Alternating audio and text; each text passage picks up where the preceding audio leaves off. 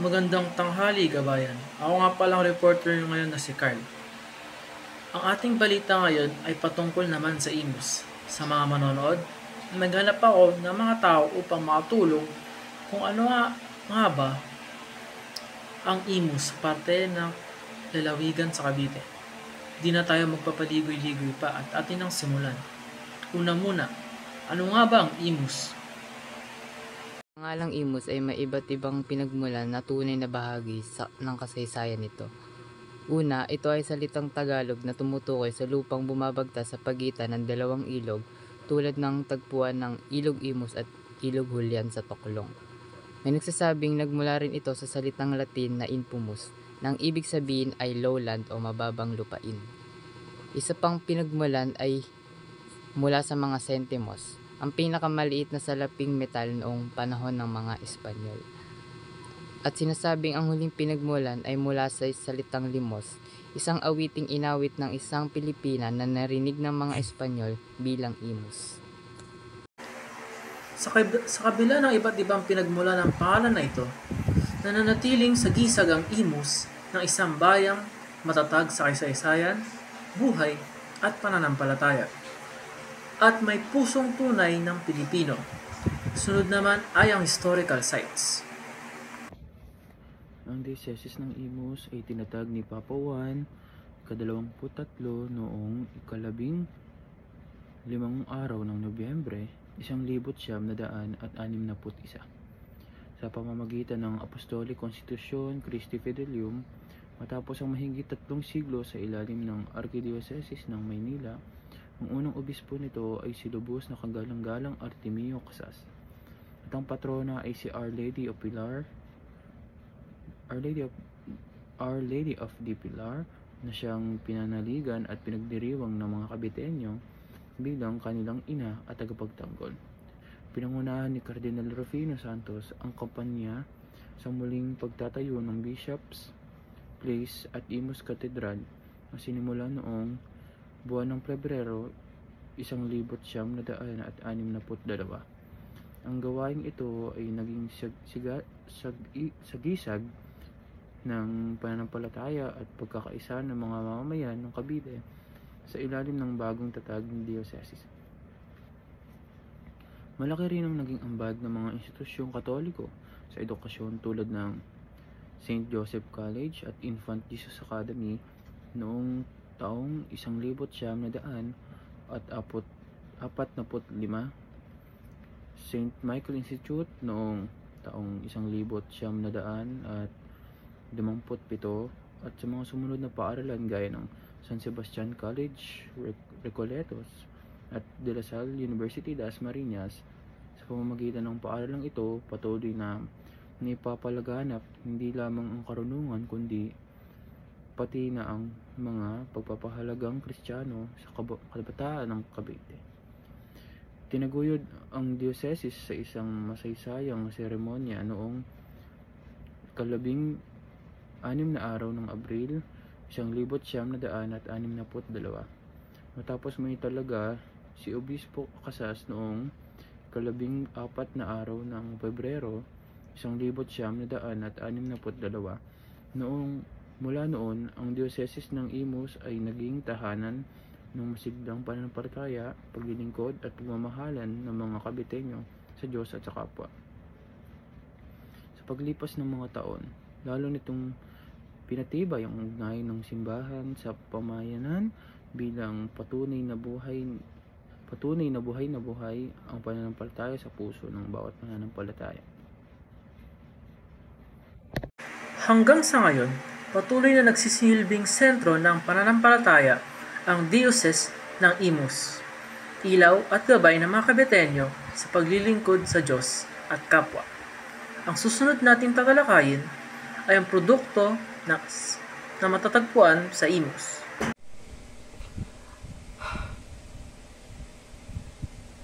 Ang lungsod ng Imus ay kilala sa Imus longganisa, isang bawangin at bahagyang matamis na uri ng longganisa na kinikilala bilang one town, one product ng lungsod.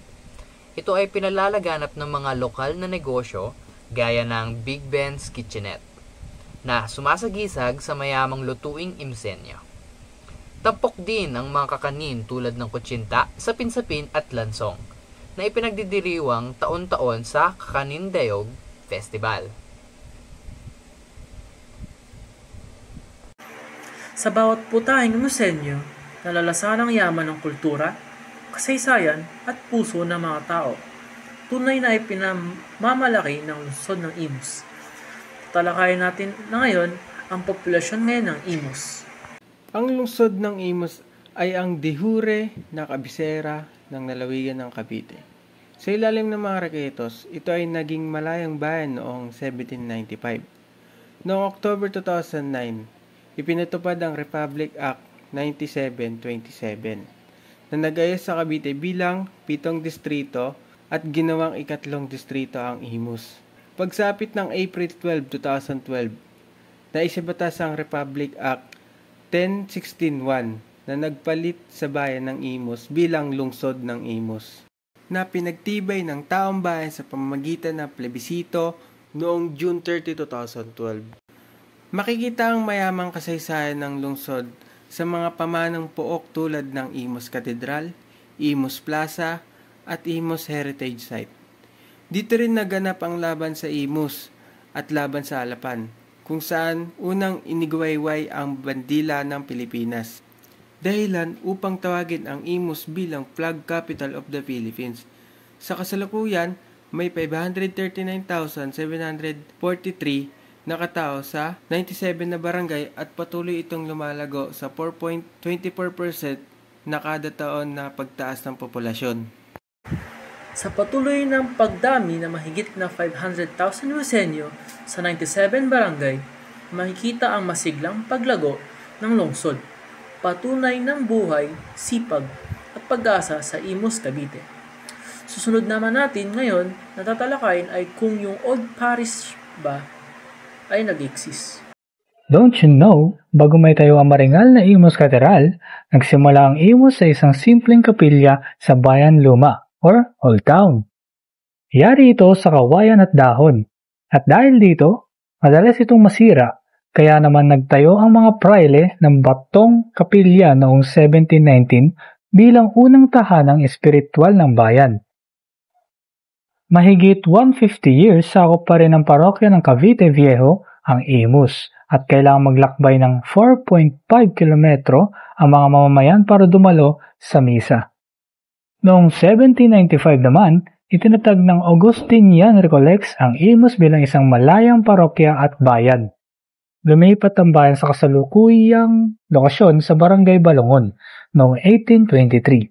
Kung saan patuloy na dinarayo ang debosyon kay Nuestra Señora del Pilar, ang patronang nagbibigay biyaya at proteksyon sa mga taga-Imus. Hanggang sa ngayon, nananatiling tibay ng pananampalatayang Imus Cathedral, bantayog ng debosyon at pagkakaisa ng mga mamayang Imusenyo. Sunod naman natin yung tatalakayin ay ang patron saint. Ayon kay Villaruel 1971, ang lumang simbahan ay nasa Pueblo Viejo o Bayang Luma. Ito ay nasa gitna ng Hacienda de Imus na pag-aari ng mga Augustinian Recollects. Dahil dito, naging kakaiba ang Imus sa ibang parokya sa Cavite, sapagkat ang simbahan ay hindi lamang sentrong espiritual, kundi pati sentrong pangkabuhayan. Ang mga deboto noon ay hindi lang mga mananampalataya, kundi mga kasama o nangungupahan sa lupain ng mga praile. Ang ganitong parokya-hacienda na ugnayan ang kalaunang naging ugat ng mga alitan sa lupa, dahil hawak ng mga Recollects ang kapwa, pananampalataya at pagmamayari ng lupain sa Imus. Sa gitna ng lahat ng pagbabago, nananatiling ilaw ng pananampalataya si Nuestra Señora del Pilar, ang patron ng gabay at sandigan ng mga taga-Imus. Kamusta naman ang status ng ekonomiya ng Imus? Ang lungsod ng Imus ay kinikilala bilang isa sa mga pinaka-dynamikong lungsod sa ekonomiya sa bansa. Matatagpuan sa hilagang silangang bahagi ng Cavite. Binubuo ito ng 77 barangay at patuloy na umuunlad sa larangan ng teknolohiya at kalakaran. Dahil sa maayos na pamamahala at bukas na pamumuhunan, maraming lokal at dayuhang kumpanya ang nagtatag ng negosyo rito. tulad ng Liwayway Corporation, San Miguel Yamamura, at Yasaki EDS Manufacturing. Tampok din ng mga malalaking pamilihan gaya ng Robinson's Place Imus, The District, at SM Center Imus. Sa patuloy na pagsuporta ng pamahalaang lungsod sa mga negosyo, lalo na sa mga MSMEs, nananatili ang Imus ay isa sa mapagkumpetensya at business-friendly city sa buong Pilipinas. Ang lungsod ng Imus ay patuloy na umuunlad bilang sentrong pang-ekonomiya ng Cavite, tahanang manalaking negosyo, pabrika, at pamilya na nagbibigay ng kabuhayan sa libu-libong Imosenyo. Sunod naman natin tatalakayin ang mga government official nito. Ang kasalukuyang pamunuan ng lungsod ng Imus ay pinangungunahan ni Mayor Alex Advincula, dating kongrehista ng Lone District ng Imus. Kabilang sa kanyang mga programa ang pagpapaunlad ng infrastruktura, serbisyong panlipunan at pagsusulong ng pagbangon ng ekonomiya. Kasama niya si Vice Mayor Arnel Cantimbuhan, na may mahabang karanasan sa paglilingkod bilang konsehal at ngayon ay tagapamangulo ng Sangguniang Panlungsod. Ang City Hall ay binubuo ng 8 halal na konsehal kasama ang kinatawan ng mga barangay at kabataan. Sa kanilang pagtulungan, patuloy nilang itinaguyod ang isang maunlad at progresibong lungsod ng Imus. Pinamumunuan ni Mayor Alex A.A. Advincula at Vice Mayor Arnel A.A. Catimbuhan kasama ang masigasig na City Council. Ang pamahalang lungsod ay patuloy ng nagsusulong na tapat at makabagong pamumuno para sa mga Imosenyo. Ang pangunahing wika sa lungsod ng Imus ay ang wikang Tagalog. Partikular ang Southern Tagalog dialect o tinatawag na Caviteño Tagalog. Pinagmamalaki nito ang mga katangi-tangang salita at paraan ng pananalita na naiiba sa karaniwang Tagalog ng Maynila. Bagamat may iba't ibang dialekto sa lalawigan tulad ng Chabacano, Bicolano, Cebuano at Ilocano, Tagalog pa rin ang pinakapangunahing wika sa araw-araw na komunikasyon, edukasyon at pamahalaan. Pinapakita nito ang malalim na ugnayan ng Imus sa kultura at wikang Tagalog ng Katimugang Luzon. Sa lungsod ng Imus, ang pangunahing wika ay Tagalog, partikular ang Caviteño Tagalog, isang dialektong may kakaibang himig at pananalita sa sagisag ng lokal na pagkakakilanlan.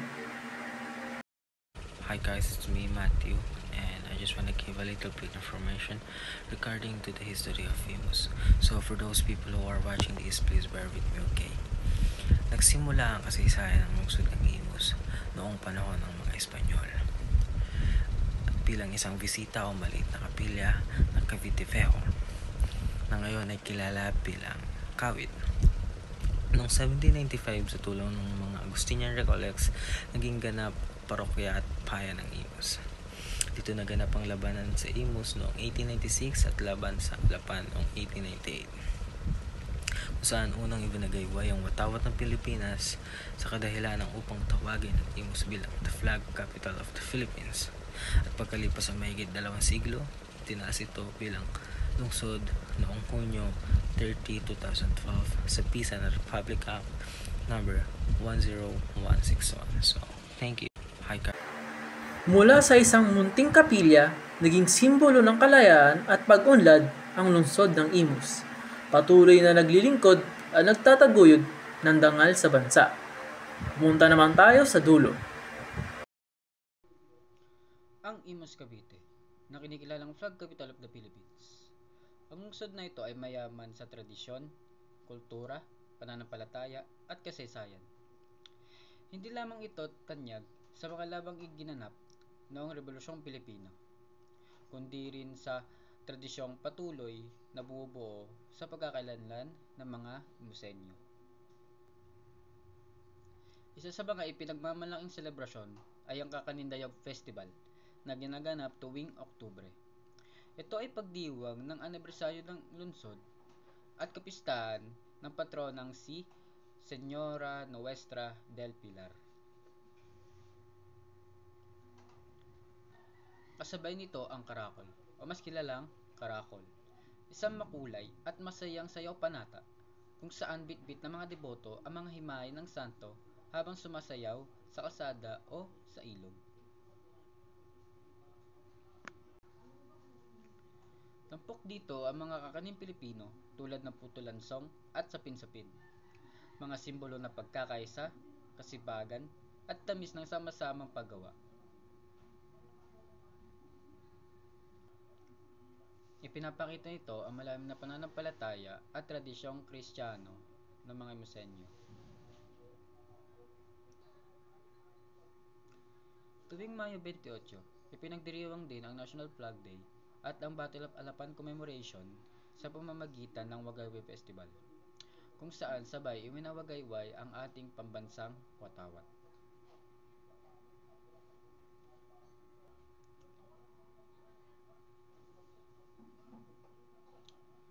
Isang paalala ng tapang, tangal, at pagmamahal sa bayan na nanatiling buhay sa puso ng mga mamamayan ng Imus. Mula sa pananampalataya hanggang sa kasaysayan, ang Imus ay patunay na ang diwa ng kabayanihan at pag-ibig ng inang bayan ay kailanman hindi maglalaho. Ang dami kong natutunan mula sa mga tao sa Imus. Yun lamang po ngayong araw, sa ulitin mga kabayan,